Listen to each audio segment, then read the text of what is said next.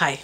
So, a couple of other things happening. Something that always happens in December is, of course, the sun moves into Capricorn. And here in the northern hemisphere, it's the beginning of winter, and in the southern hemisphere, it's the beginning of summer. Capricorn is the energy of maturity. It's about an energy of being responsible for yourself, becoming an authority in your own life. Okay, the sun moving into Capricorn requires us to be responsible. The day before the sun moves into Capricorn, however, in the last degree in Sagittarius, it makes a supportive trine to Uranus. Okay, the sun is about illumination. Uranus is about awakening. We continue to awaken through this month. The trine that this is a trine of understanding. It's a waning trine. It's an opportunity for us to put out our knowledge and our understanding of life out into society, and so that we can interact with people within our society and learn from each other. Okay, and then the sun moves into Capricorn, and so it goes from very kind of open, philosophical, flowing energy into now let's apply that energy in a practical way. The next day, let's see, is it the exact, yes, so so winter solstice, okay, winter solstice, we have the sun move into Capricorn. On that day, we also have two exact aspects. We have a conjunction between Mercury and Jupiter in Sagittarius, okay? Mercury is our left brain, Jupiter is our right brain. In Sagittarius, it is about utilizing our intuition, coming up with a new philosophy of life, sort of wrapping our brains around a new philosophy of life. This is a year-long cycle, a year-long synodic cycle. And so over the next year, we will exploring our beliefs, okay? We will be exploring the world in a bigger picture, okay? We need to look at a bigger picture as we move forward. And we also have a lovely trine between Venus and Neptune. Venus is the planet of love, and it is in Scorpio, and Neptune is the planet of compassion in Pisces. And this is another one of those waning trines, and so it's a dissemination of love, a dissemination of compassion. So this is really quite a beautiful time if we access that. If we can access that energy.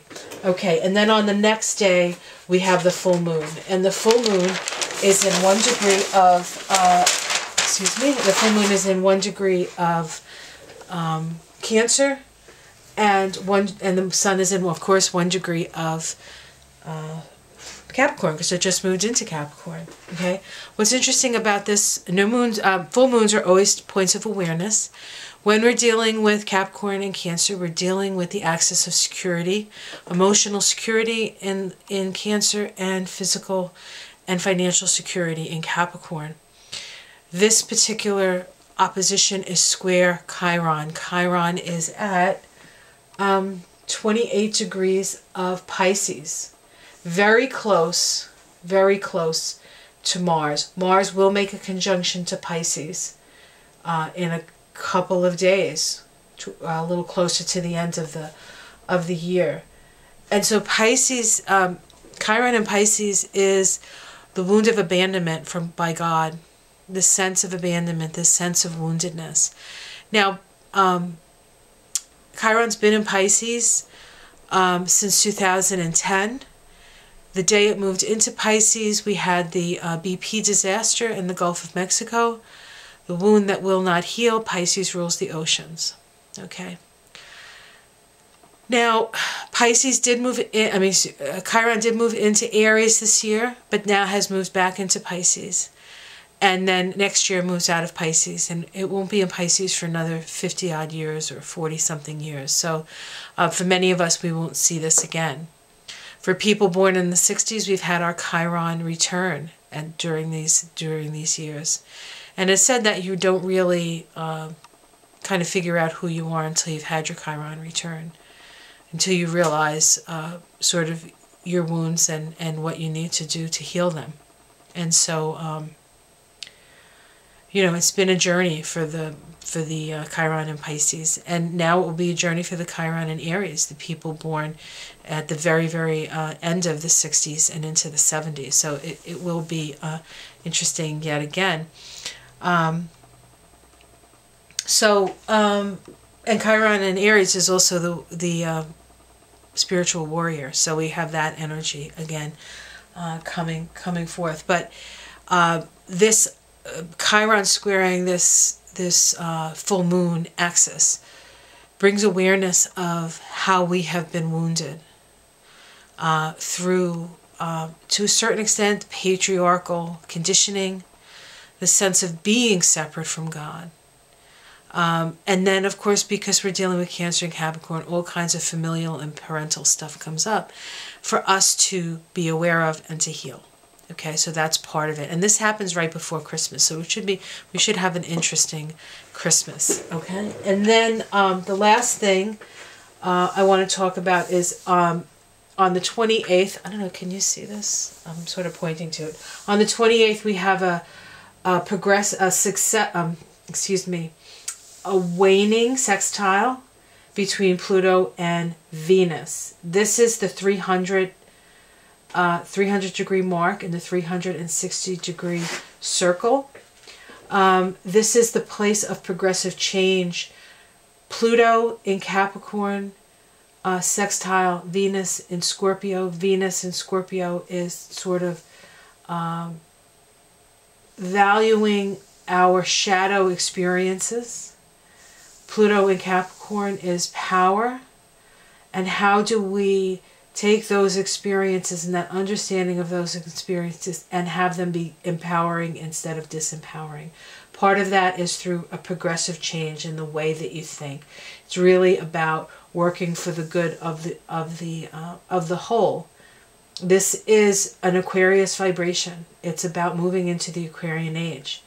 Now, these two planets conjoined back on the 9th of January, and it was actually a triple conjunction because the Sun was there too. So we had the Sun conjunct Venus. When the Sun conjuncts Venus, Venus is in the underworld, conjunct the Lord of the underworld. So the whole myth about this is the myth of Persephone.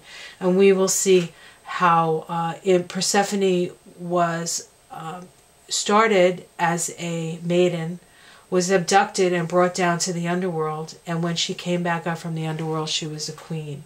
And so it's through our pain, to a certain extent, that we come to touch our queendom or our power. Okay, so that is expressed right at the very end of the year.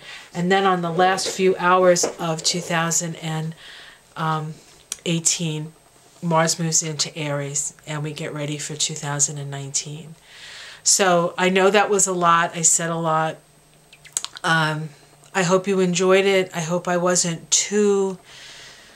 I don't know. These things are hard to... They're kind of hard to explain because some things are so big.